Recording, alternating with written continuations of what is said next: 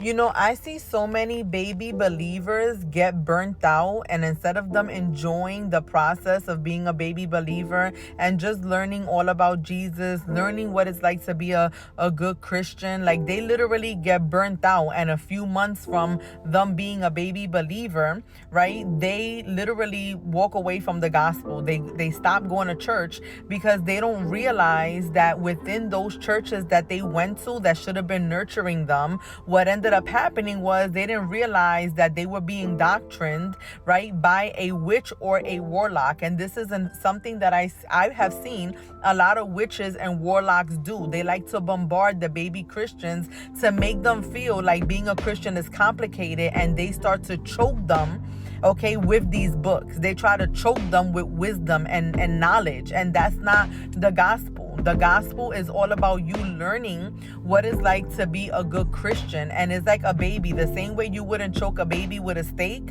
is the same way, these witches and warlocks should not be choking the babes of Jesus Christ with and bombarding them with all of these books and just shoving it down their throat. Because what they're doing is that they start to behave like the Pharisees. They themselves don't want to enter, and they trying to hinder everybody else from entering. So they make it seem like, becoming a Christian is something more complicated than it actually is. So as a baby, you shouldn't be teaching a baby in Christ to be a spiritual warfare warrior overnight. And this is why some people who are fake apostles, fake pastors, and they in a leadership where they really shouldn't be in a leadership, is because they're witches and wolves, and they're not really there as a mandate by God. Even though it may look like they are there with good intentions, they're truly not. And this is why the sheep need to be very careful.